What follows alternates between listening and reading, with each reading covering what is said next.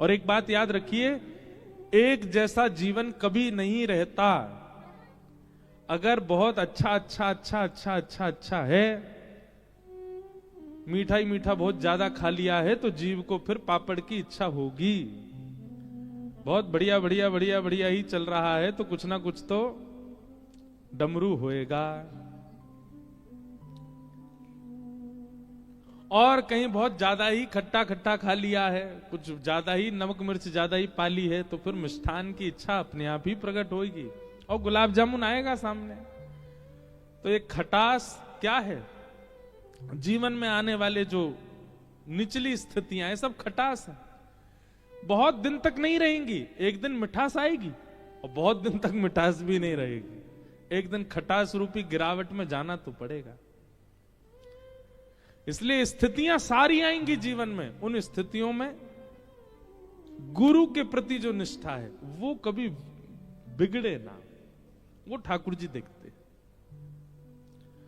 आपको पता है, स्थिति आपके परिश्रम से आती है, पर कई बार स्थिति ठाकुर जी भेजते हैं आपका परीक्षण करने के लिए, देखने के लिए कि अब आप क्या इसमें क्या निर्णय लेने वाले हैं, और आपके द्वारा लिया गया निर्णय वो ठाकुर जी को प्रसन्न होता है। नरसिंह मेहता इतने भोले हमारे, उनके भोलेपन पे ही हमारे द्वारिकाधीश इतने प्रसन्न। नरसिंह मेहता के बेटा का ब्याह हुआ निश्चित, मैं कथा में सुनाया करता हूं, बड़ी सुंदर कथा है। तो जैसे ही ब्याह निश्चित हुआ, तो अब नरसिंह मेहता बेचारे सामान्य, लेकिन जिस कन्या से बेटा का ब्याह होना था वो कन्या के पिता बड़े धनवान, और नरसिंह मेहता का कीर्तन इतना प्रसिद्ध था और नरसिंह मेहता की भक्ति इतनी प्रसिद्ध थी कि वो जिस नगर में जाते थे सब लोग उनको वंदन जरूर करते थे। तो इसी वंदन के भाव में देख करके एक नगर सेठ ने अपनी बेटी का ब्याह नरसिंह मेहता के पुत्र से पक्का कर दिया। ये बढ़िया चित्र लगवा दिए भक्तों के, आते रहेंगे याद कोई ना कोई। तो बहुत देर से नरसिंह मेहता जी कह रहे थे, बोले आए हो गुजरात, जूनागढ़ पास ही है, हमारा नाम थोड़ा ले लो द्वारिकाधीश जी के चरणों में। अभी सब लगभग प्रयास करूंगा, जितने हैं सबके चरित्र आए। तो नरसिंह मेहता एक नगर सेठ की कन्या से अपने बेटे का ब्याह निश्चित कर दिया। अब वो सेठ जी ने अपनी बेटी का ब्याह निश्चित किया, तो 4-5 और सेठ मिले, उन्होंने कहा हमने सुना आपने अपनी बेटी का ब्याह पक्का कर दिया। तो सेठ जी बोले हाँ कर दिया। बोले किससे किया? बोले नरसिंह मेहता से, उनके बेटे से। तो एक सेठ बोला पूरी दुनिया में आपको वही मिला, हमने अपना बेटा इतनी बार प्रस्ताव दिया आपको वो नहीं सुहाया, नरसिंह मेहता के बेटे से क्या आपने अपनी कन्या का ब्याह निश्चित कर दिया? अरे वो कीर्तनकार है, भले ही उनका बहुत नाम है सम्मान है, पर भैया घर में व्यवस्था नहीं है। तुम्हारी बेटी राजघराने जैसे रहने वाली, उनके घर में कैसे निभेगी? और शास्त्र आज्ञा करते हैं बेटी का विवाह सदैव अपने से ऊंचे कुल में ही करना चाहिए। सेठ जी, नरसिंह मेहता की स्थिति ऐसी नहीं है कि आपकी बेटी को एक समय भी प्रेम से पवा सके। आप तो भाव में करिए इस संबंध पक्का। और सेठ जी बोले सच में ऐसा? बोला हाँ, नरसिंह मेहता की स्थिति तो ऐसी है। बोले अब क्या करें, हमने तो पक्का कर दिया। बोले पक्का ही तो किया, ब्याह थोड़ी हुआ है। ब्याह हो जाए तो बात अलग है, अभी पक्का ही तो हुआ है, तोड़ दो संबंध। सेठ जी बोले ऐसा अच्छा नहीं लगता ये तोड़ना। अभी वो आज का समय थोड़ी ही था, आज के समय में तो कुछ भी संभव है, पर उस समय पर लोग संकोच करते थे। नरसिंह मेहता बड़ा संकोच करें कैसे, वो सेठ जी बड़ा संकोच करें, कैसे मना करूं मैं एक बार हाँ कहने के बाद। तो एक सेठ जी ने बड़ा दिमाग लगाया, बोले सुनो एक काम करो। बोले क्या? एक पत्र लिखो और पत्र में लिखो कि हमारी बेटी को ब्याहने के लिए जब आओ तो ऐसी बारात लेके आना। कैसी बारात लेके आना? बोले 100 तो हाथी हों, 200 घोड़े हों, 50 प्रकार के बैंड बाजे हों, और जितने बाराती आमे सबके गले में सोने के मणि माणिकों के हार, नवलखा के हार हों। जितने बाराती आमे सब बड़े सुंदर दिखने वाले हों, सबकी अचकनें इतनी महंगी हों, आदि आदि, ये सब पत्र में लिख करके आप नरसिंह मेहता को भेज दो। नरसिंह मेहता जैसे पत्र देखेगा और सोचेगा इतनी व्यवस्था तो हम कर ही नहीं सकते, अपने आप खुद ही तोड़ देगा संबंध, आपकी बेटी सुरक्षित हो जाएगी। हाँ बोले ये बात ठीक है, व्यवस्था इतनी बता दो कि सामने वाला पहली हाथ खड़ा कर दे। पत्र लिखा महाराज, उसमें 100 हाथी। सेठ जी बोले 100 नहीं 200 ही कर दो सीधे, देखते ही हिल जाए नरसिंह मेहता। 200 हाथी कर दिए, 400-500 घोड़े कर दिए, और उन घोड़सवार हाथी सवार बढ़िया ऐसी अचकन हो, नवलखा के हार हो, आदि आदि सब विस्तार से 3-4 पत्रों में भर करके भेज दिया।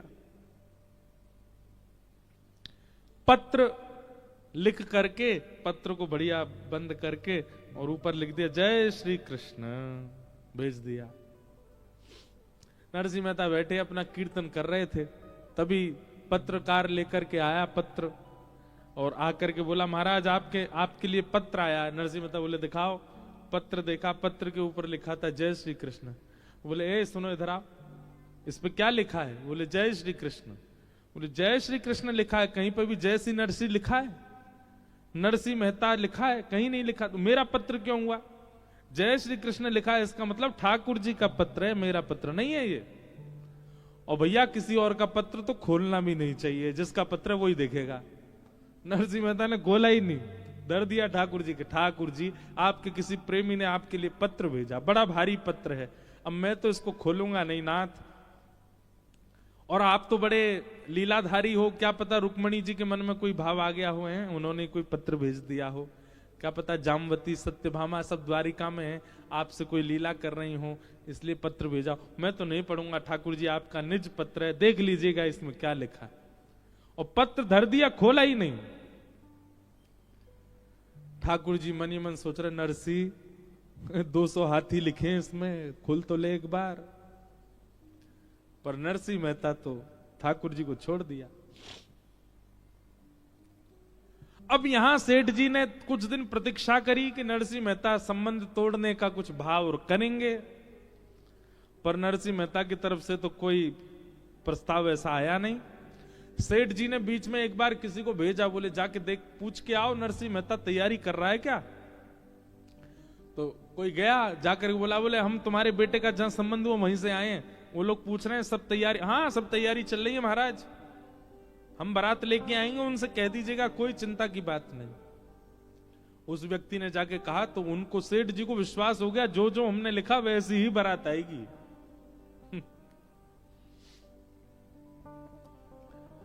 अब नरसिंह मेहता के बेटे के ब्याह का समय आया, बारात के लिए घोड़ी लेने गए। एक बेचारी घोड़ी बूढ़ी हो गई थी, मरणासन अवस्था में थी, कुछ ही दिन में उसके जो है प्राण जाने वाले थे, उसको तो लेके आए। बारातियों के पास गए तो बाराती उल्टा कर्जा बोले हमारा कर्जा है, तुम पहले वो चुकाओ फिर जाएंगे। नरसिंह मेहता के बेचारे 4-5 बाराती हो गए, उनमें भी 1-2 अंधे थे, 2-3 ऐसे थे जो बिना किसी सहारे के चल ही नहीं पा रहे, ऐसी तो बारात।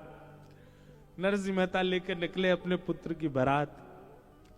घर में विराजमान ठाकुर जी बेचारे मन में सोचने लगे, मेरे नरसिंह ने पत्र मेरे चरणों में रख दिया, ये कह के कि आपका पत्र है, आप जानो, अब तो मुझे ही जानना पड़ेगा। और जो जो पत्र में लिखा था सब ठाकुर जी ने देख लिया। हमारे श्री द्वारिकाधीश तुरंत बलराम जी के पास गए, बोले दाऊ दादा चलो। बोले कहां? बोले बारात में जानो। बोले कौन की? एक हमारे भक्त है के लाला की बारात में जानो, चलो। और यदुवंशियों को सबको तैयार कर दिया महाराज। इसी कलिकाल में ऐसे सुंदर सुंदर हाथी, हाथियों के ऊपर रत्न जड़ित सिंहासन, उन सिंहासनों पर सुंदर सुंदर राजा बैठे हैं, दुनिया भर के घोड़े, उन घोड़ों पर सुंदर यदुवंशी बैठे हैं। यहां से कुछ घोड़े आ रहे हैं, इधर से कुछ हाथी आ रहे हैं। इतने में बीच में जाने जाने कौन आकर के वो बूढ़ी सी जो घोड़ी चल रही थी उसको हटा के बढ़िया सी घोड़ी पर उनके पुत्र को बैठा दिया। नरसिंह मेहता सोचने लगे हमारा पुत्र घूमता रहता, उसके मित्र वित्र ही आ रहे होंगे सब। देखते ही देखते नरसिंह मेहता को क्या पता, वो तो कीर्तन करते हुए चल रहे थे। जैसा जैसा पत्र में लिखा था वैसी ही बारात निर्मित होती चली गई। दूर दूर तक महाराज देखें तो राजकुमारी राजकुमार चल रहे हैं, सब यदुवंशी। वो सेठ जी जिनकी पुत्री से ब्याह होना था, उनसे किसी ने जाके कहा, बोले नरसिंह मेहता के पुत्र की बारात आ रही है। बोले यहां से नहीं दिखेगी, किसी पहाड़ी पे ऊपर चढ़ के चोटी पे से देखनी पड़ेगी, इतनी विशाल बारात है। बारात जाकर के देखी महाराज, ऐसे ऐसे हाथी, ऐसे सुंदर उनके दांत, ऐसे सुंदर घोड़े, ऐसे सुंदर राजकुमार। और उस बारात में सबसे आगे जब देखा तो नरसिंह मेहता का पुत्र एक घोड़ी पर बैठ करके चल रहा है, और एक तरफ साक्षात श्री बलराम जी और दूसरी तरफ श्री द्वारिकाधीश नृत्य करते हुए बारात लेकर के जा रहे हैं। क्यों? नरसिंह मेहता ने समर्पण कर दिया है।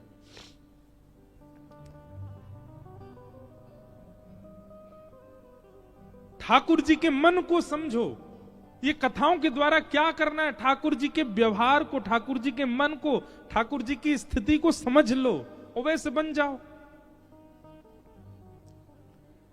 जो जो उनको प्रिय लगता है वो प्रिय वस्तु अपने चित्त में लाना प्रारंभ कर दो। जैसा व्यवहार उनको अच्छा लगता है वैसा व्यवहार करने लग जाओ। जो आहार उनको प्रिय लगता है वो आहार पाने लग जाओ। जैसा वस्त्र उनको प्रिय वैसे पहनने लग जाओ।